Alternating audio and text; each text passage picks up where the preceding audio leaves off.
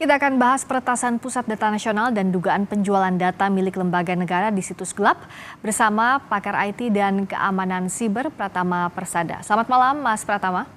Selamat malam Mbak Friska. Kalau tadi misalnya soal dugaan penjualan data milik lembaga negara, BSSN bilang bahwa itu data lama. Nah, ini patut dikhawatirkan atau tidak? Apa ini juga satu bukti bahwa mudah dibobolnya data milik lembaga negara, data penting bahkan?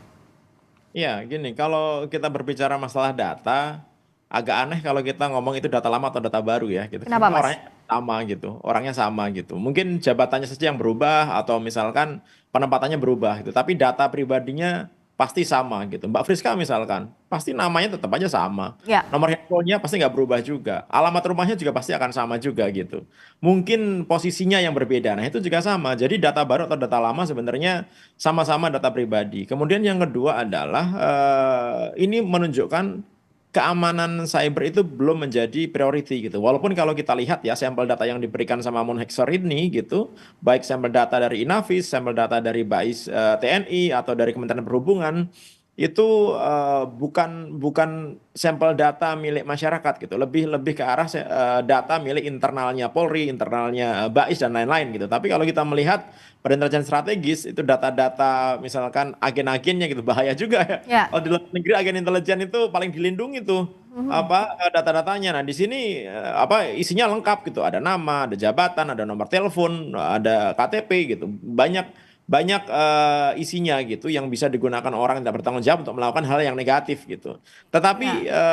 kalau kita komparasi dengan Pusat Data Nasional gitu, memang agak nggak seberapa ya gitu. Karena Pusat Data Nasional ini cakupannya lebih luas, sifatnya nasional dan kerusakannya sangat parah sekali gitu. Ya. Sampai saat ini belum bisa direcovery gitu. Gitu, Mbak. Kalaupun harus ada recovery, butuh berapa lama waktunya, Mas Pratama, perkiraan? Ini Pusat Data Nasional ini diretas oleh grup hacker Lockbit gitu menggunakan varian dari malware Lockbit 3.0 yaitu Brain Cyber gitu yang sampai saat ini belum ada obatnya. Jadi saya belum pernah mendengar ada yang berhasil gitu melakukan dekripsi gitu, membuka file yang tadi disandi oleh si Ya. hacker itu dengan sukses gitu. Sehingga memang banyak yang jadinya kolaps, datanya memang rusak selamanya gitu, atau mereka bayar. Tetapi bayar pun ada yang memang dia dikasih kuncinya, ada yang nggak dikasih kuncinya Oh, gitu. Jadi gambling juga sebenarnya karena iya, bisa jadi diperas lebih banyak lagi ya? karena kita nggak tahu bayarnya ke siapa. Kita hanya dikasih dompet kripto gitu, kita suruh transfer ke situ, kita nggak tahu kelanjutannya, apakah kita dikasih key untuk membukanya atau tidak gitu. Makanya membayar itu bukan option. Yang jadi masalah adalah ketika kita tidak memiliki sistem backup yang baik gitu, Ya. yang bisa kita gunakan untuk recovery. Jadi kalau kita mengharapkan PDN ini datanya terrecovery, saya nggak yakin dalam waktu sebulan, 2 bulan, setahun ini bisa direcovery gitu. Karena ini menggunakan level enkripsi yang sangat tinggi gitu. Walaupun Ya. mungkin simpan sandi negara memiliki banyak-banyak cryptanalysis gitu, orang-orang yang bisa melakukan crack terhadap sistem yang sudah disandi gitu. Ya. Tapi musuh kita ini juga orang yang ngerti masalah persandian, ngerti masalah enkripsi gitu. Dan Ya. dia nggak main-main untuk itu. Oleh karena itu kenapa Lockbit ini termasuk salah satu grup hacker gitu Ya. yang paling ditakuti di seluruh dunia. Oke, agar masyarakat juga tahu apa kerugian yang bisa didapatkan. Kalau Pusat Data Nasional ini belum bisa ada recovery dalam waktu tadi, bahkan hingga 1 tahun, apa-apa yang jadi kerugian? Ya, yang pasti layanan masyarakat terganggu kan. Ini imigrasi itu masih beruntung dia karena mereka punya backup data di server lokalnya mereka Hmm. di kantor imigrasi gitu. Ya. Kalau nggak ada ya selamat jalan juga gitu. Nah, masalahnya dari 210 kementerian lembaga pemerintah daerah pemerintah pusat itu mereka pada punya data backupnya nggak gitu. Kalau nggak punya backupnya ya nangis mereka karena nggak bisa melakukan pelayanan kepada masyarakat. Yang sekarang ini Oke. ketahuan gitu yang mau ngasih tahu itu karena berhubungan dengan masyarakat. Misalkan imigrasi karena berhubungan langsung dengan masyarakat ya nggak Iya. mungkin diumpetin gitu. Kemudian LKPP pengadaan barang dan jasa nggak mungkin diumpet-umpetin karena berhubungan dengan masyarakat gitu. Iya. Sertifikasi halal dan lain-lain itu yang nggak bisa diumpetin gitu. Tapi yang lainnya kan kita juga masih belum tahu Iya. instansi mana saja yang terkena dampak dari lumpuhnya Pusat Data Nasional kita ini gitu, walaupun masih sementara. Oke. Oke, kalau enggak ya udah so long and goodbye, selesai gitu kan. Eh, Ya, akhirnya kayak gitu, Mbak, gitu. nah tapi Nah, sebenarnya backup plan yang kita punya tuh apa sih Mas? Nggak ada sama sekali. ya ini terbukti nggak ada kan? Kalau misalkan ada ya Mbak Friska, nggak butuh waktu hitungan jam. Begitu server utamanya kena ransom, habis nih, hancur nih. Ya, DRC-nya, data recovery center-nya, backup datanya itu langsung bisa kita live-kan.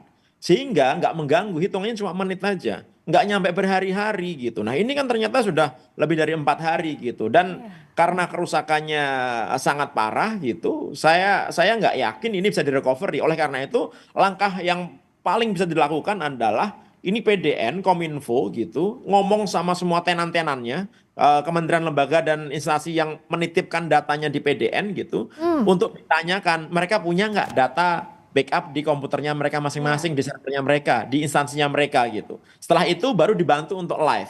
Yang jadi masalah adalah pusat data nasional ini jagain oleh Perpres gitu. Ada ya, juga keputusan Menteri Kominfo yang menyebutkan bahwa kementerian lembaga, pemerintah daerah, pemerintah pusat itu nggak boleh punya data yang terpisah-pisah. Harus dijadikan satu. Oleh karena itu ya. mereka boleh tuh mengadakan server sendiri. Nah ini yang jadi masalah Iya, gitu. sementara server utamanya diserang.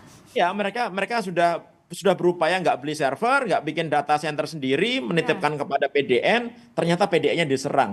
Yang saat ini mereka karena nggak punya data sendiri, jadi kebingungan gimana ini? ya, Kan backupnya sudah diletakkan di PDN, ya. server utamanya ada di PDN gitu. Mereka kan sudah percaya, ternyata nggak bisa merecovery gitu. Nah, ini apa namanya, mungkin gitu, masing-masing kementerian lembaga atau kementerian daerah itu organisasi pemerintah yang menitipkan datanya di PDN, mungkin mereka masih punya data lah walaupun nggak banyak, walaupun nggak lengkap ya gitu. Iya, Tapi iya, daripada iya. ada itu yang nanti bisa dibantu untuk live lagi gitu.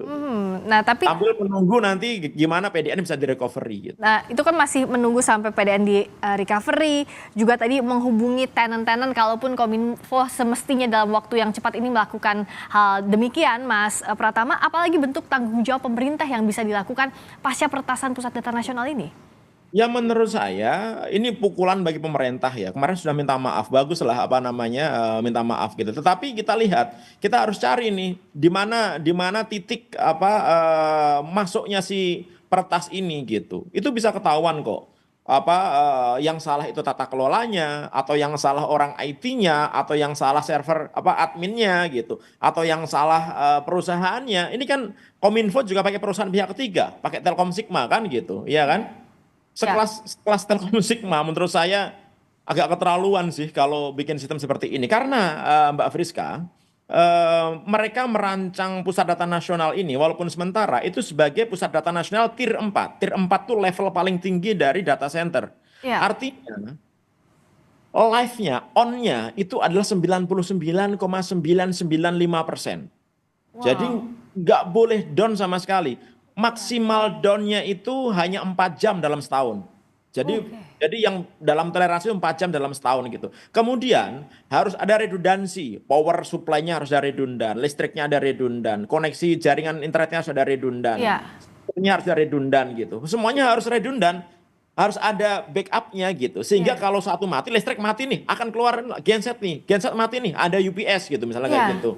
Jadi itu sudah didesain tier 4 loh, karena klaimnya tier Iya. 4. Karena biaya untuk membuat data center tier 4 sama dengan tier 3 atau tier 2 itu jauh banget gitu. Nah, oleh Oke. karena itu perlu dicek juga tuh pengadaannya tuh bener tier 4 apa enggak gitu ya kan. Oke, jadi audit juga harus dilakukan kalau dalam kondisi seperti ini ya. Apalagi kalau statusnya tier 4, semua disatukan di sana dan juga harusnya status on-nya dalam setahun itu harus off-nya hanya 4 jam setahun, dengan kondisi saat ini harusnya tidak terjadi begitu ya Mas Pratama ya.